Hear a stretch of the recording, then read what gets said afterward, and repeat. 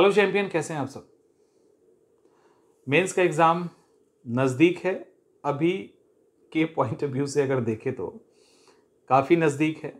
अब 30 दिन से ज़्यादा हम नहीं मान सकते। एकदम नेक टू नेक चल रहा है। हर एक घंटे का हिसाब आप लोग कर रहे होंगे।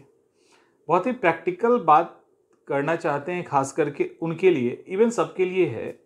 कुछ कॉमन सी बातें जिसको अभी ध्यान रखना बहुत ज़रूरी है। कोई आडंबर नहीं, कोई टैंट्रम्स नहीं, एकदम सिंपल तरीके से आपको अभी क्या करना चाहिए। और बहुत सारा प्रेशर भी आपके ऊपर अभी आएगा ही। इसमें अपने आप को मैनेज कैसे करें, क्योंकि ये जो आगे 30 दिन है ना, ये जो अभी आने वाला 30 दिन है, इसको अगर आपने सही तरीके से मैनेज कर लिया, इसका सही यूज़ कर लिया, इसको सही तरीके से आप मैंने यहाँ पे अपने मेहनत को सही दिशा में इन 30 दिनों तक आपने किया एक प्रॉपर प्लानिंग के साथ, तो ये बहुत शानदार रिजल्ट दे सकता है और पूरी लाइफ बन सकती है। जब आप मेंस पूरा लिख लोगे, अच्छे से लिख लोगे।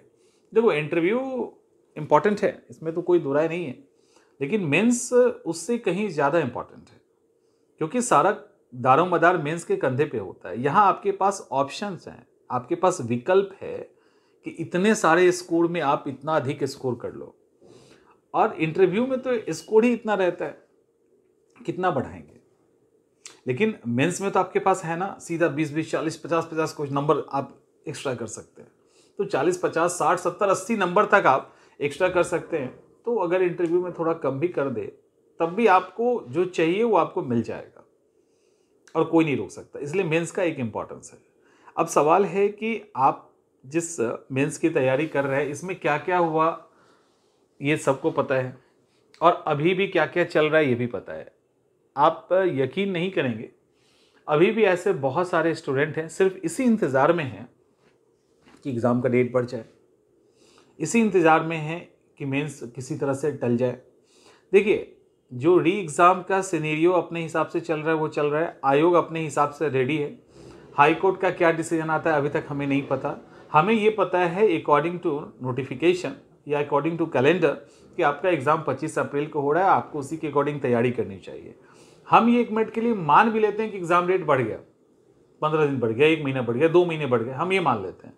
अगर बढ़ भी गया तो इस 30 दिनों में या आगे आने वाले जो 10-15 दिन हैं, इसमें सीरियसली तैयारी करने में किसका नुकसान है।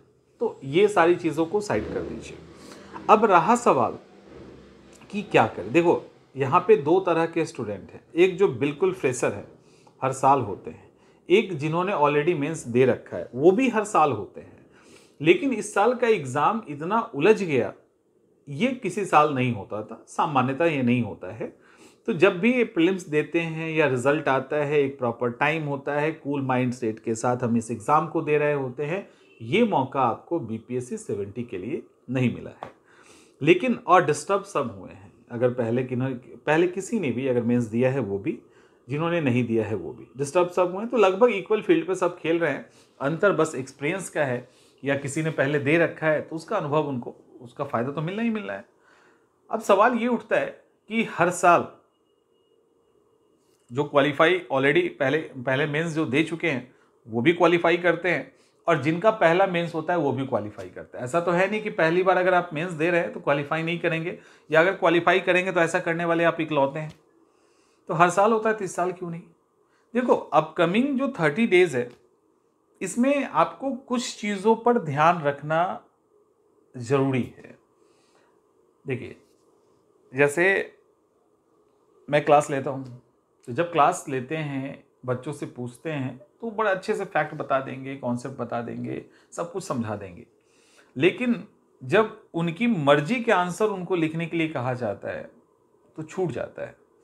उसके बाद जब उनसे पूछते हैं, अच्छा एक बात बताओ इसमें क्या कमी है, सर ये कमी है। फिर मैं बोलता हूँ कि अच्छा कुछ और तो नहीं छूट रहा है, मैं बताता हूँ ये छूट रहा है, हाँ सर पता तो है। तो मैं तो एक्चुअली आपको जो पता है उसको आंसर पेपर पे लिखने आपको आना चाहिए। Answer writing improvement. यहाँ पे जो आंसर है वो दो तरह के हैं, एक शॉर्ट एक लॉन्ग। कुछ बच्चे लॉन्ग तो अच्छा लिख लेते हैं, शॉर्ट में अटक जाते हैं। जो खासकर यूपीएससी, बीपीएससी, यूपीएससी और यूपीपीएससी फील्ड के बच्चे हैं, वो शॉर्ट तो बहुत अच्छा लिख लेते हैं, वो लॉन्ग में अटक जा रहे हैं। तो अपने सेफ साइड से जैसे ही हटते हैं, मामला गड़बड़ हो जाता है। बीपीएससी ने शुरू से ही लॉन्ग क्वेश्चंस का प्रैक्टिस करवाया, तो वहां ठीक है, शॉर्ट में मामला फंसता है। यूपीएससी, यूपीपीएससी में शॉर्ट लिखना है, 250 मैक्सिमम 200 ऐसे शब्द होते हैं, तो उसमें उसको निपटा देना है, तो उनको उसकी आदत है, अब यहाँ 400 शब्द में लिखे कैसे। तो सबकी अपनी समस्या है, सबकी अपनी तकलीफें हैं। अब सवाल ये उठता है कि इसमें हम चीज़ों को सेफ कैसे करें। देखिए, एक चीज़ ध्यान रखना, जो कॉमन मैं देख रहा हूँ गलती हो रही है, कॉमन गलती हो रहा है शॉर्ट क्वेश्चंस में, खास करके कि जैसे मान लो 8 नंबर का सवाल है, तो आपको अप्रोक्स 150 से कम में ही उसको लिख देना है। 150 क्रॉस नहीं करे तो बेहतर है, तो लगभग 125 150 में उसको लिखना है। अब इसके अंदर जब लिख रहे हैं, तो देखिए, आपको ध्यान रखना है कि आपके आंसर में ऑब्जेक्टिविटी होनी चाहिए। कहानी आप नहीं लिख रहे हैं, आप जीएस का आंसर लिख रहे हैं, तो ऑब्जेक्टिविटी मस्ट है, उसको जरूर ऐड कीजिए। मैं देखता हूं कि ऑब्जेक्टिविटी ही गायब है, यानी जब पूरा का पूरा आंसर पढ़ लिए, अब उसके अंदर फैक्ट्स ही नहीं मिल रहा। उसके अंदर मतलब कॉन्सेप्ट तो है, लेकिन उस कॉन्सेप्ट को वेरीफाई करने वाला, जस्टिफाई करने वाला एग्जाम्पल और फैक्ट्स का अभाव है। तो एक मोटा मोटी हम आपको रफ आइडिया दे देते हैं कि यदि आप शॉर्ट क्वेश्चन भी लिख रहे हैं, यदि आप 100-150 शब्द का क्वेश्चन लिख रहे हैं, तो कम से कम 8, 10, 12 फैक्ट्स आपके इंटायर आंसर में दिखना चाहिए। यही अगर आप लॉन्ग लिख रहे हैं, तो कम से कम 20-25 फैक्ट्स दिखने चाहिए, क्योंकि फैक्ट्स ही आपको और सामने वाला जो कॉपी चेक कर रहा है ना, उसके बीच में रिलेशन क्रिएट करता है। वो फैक्ट्स अगर उसको दिख जाएगा, तो वहां पे अटक जाएगा। उससे होगा कि आप अगर कोई गलती भी कहीं कर रहे हो, तो वो गलती को भी वो 1 मिनट के लिए इग्नोर कर देगा, उसको फैक्ट्स दिख जाएगा ना, उस तरह की चीजें, तो वो कहेगा नहीं, इसको पता है गलती हो गई होगी। पहली चीज तो फैक्ट्स ऐड करना है, ऐसा नहीं कि फैक्ट्स ऐड नहीं करना। अगर 150 क्वेश्चंस हैं, तो कम से कम 8 से 10 फैक्ट्स दिखने चाहिए, उसी फैक्ट्स पे आपको नंबर मिलेगा। और उसके बाद प्रेजेंटेशन तो मायने रखता है। बिहार की खासियत रही है, यहाँ फ्लो चार्ट, डायग्राम, ये सब बनाइए, उस पर बिहार में नंबर अच्छा मिलता है, तो उसका भी आपको ध्यान रखना है। और जब ये सारी चीज़ें कर रहे होंगे, तो वर्ड लिमिट का भी खास करके ध्यान रखिएगा, क्योंकि लिमिटेड पेज है। अगर आप सही तरीके से उन पेज पे को नहीं लिखेंगे, तो आप लिखते लिखते लिखते लास्ट में क्या होगा ना, लास्ट में पेज समाप्त हो जाएगा और याद आएगा कि क्वेश्चन का एक पर्टिकुलर पार्ट छूट गया। और ये मैं कॉमन देख रहा हूँ, कॉमन देख रहे हैं, लिखते लिखते लिखते पता चला अब पेज ही खत्म है। पेज इतना समाप्त हो जाता है कि कंक्लूजन नहीं लिख पाते हैं। पेज इतना समाप्त हो जाता है कि क्वेश्चन आधा अधूरा ही रहता है, आधा क्वेश्चन का कोई स्टार्ट ही नहीं कर पाते हैं। तो ऐसे नहीं करना है, इसी का तो प्रैक्टिस करना है आपको, कि क्वेश्चन जो पूछ रहा है उतना ही जवाब देना है, जितने पार्ट में पूछ रहा है उतने पार्ट का, क्योंकि हर पार्ट्स के लिए अलग अलग स्कोर होता है, आप उसको छोड़ के काम नहीं चलेगा। कितना भी शॉर्ट आपसे क्वेश्चन पूछे, इंट्रो कंक्लूजन होगा। शॉर्ट जब पूछा जाता है तो इंट्रो डायरेक्ट आंसर से स्टार्ट होता है, डायरेक्ट पॉइंट से ही स्टार्ट हो जाएगा, वो एक अलग बात है, लेकिन इंट्रो है, होना चाहिए, कंक्लूजन होना चाहिए। इन सब बातों का अच्छे से ध्यान रखें। तो ये तो रहा आंसर राइटिंग। अब इसके बाद दूसरा आता है एस्से, जो आपको हाई स्कोर देगा। हर तरह के एस्से पे इनफ प्रैक्टिस कर लीजिए, इनफ, क्योंकि अच्छे से प्रैक्टिस नहीं करेंगे एस्से पे, तो आपको पता है ना, पूरा एक पेपर है। एक पेपर खराब होने का मतलब एग्जाम के बाहर होना, एक पेपर बहुत अच्छा होने का मतलब सीधे एग्जाम के अंदर होना। तो दोनों के बीच में डिफरेंस है। वो डिफरेंस कैसे तय होगा, वो आपका एक अच्छा पेपर तय करेगा। तो इस बात का ध्यान रखना है कि पेपर जब एस्से की तैयारी करें तो अच्छे से करें। फिलोसफिकल एस्से में अपने दिमाग के घोड़े को दौड़ा दें। जो बिहार स्पेशल एस्से है उसको ऑलरेडी हमने लिखना आपको सिखा दिया है, वो आप कर लीजिए। ये इंपॉर्टेंट है आपके इम्प्रूवमेंट के लिए, ठीक है। तो एस्से को आप इस तरह से हैंडल कर लीजिए। एस्से जब कर लेंगे, उसके बाद जीएस पेपर 1, 2, इसके अंदर फिर तीसरा जो इंपॉर्टेंट सेक्शन आएगा, दैट इज डीआई। डीआई के अंदर एक कॉमन चीज हम देख रहे हैं कि डीआई में आंसर तो निकाल रहे हो, चलो ठीक है, लेकिन बीच के स्टेप को खा जा रहे हैं आप में से अधिकांश। तो बीच के स्टेप को खाइए मत, क्योंकि बीच के स्टेप को ही लिखिएगा तभी नंबर मिलेगा। अगर उसको खा जाओगे तो एग्जामिनर भी स्कोर खा जाएगा। 72 वैसे तो मिलता नहीं है। तो जब तक आप सही तरीके से प्रेजेंट करके नहीं लिखेंगे तब तक नहीं मिलेगा।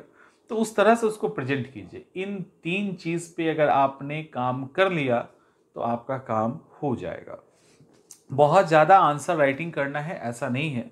आंसर राइटिंग आप 10, 20, 30 क्वेश्चंस पे ही कीजिए, लगातार कीजिए, कई बार लिखिए, बहुत अच्छा लिख लीजिए, उसके बाद कोई टेंशन नहीं है।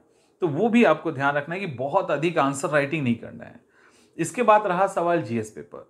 जीएस पेपर में जो भी उठा लो उसके पॉइंट्स को रटना स्टार्ट कीजिए।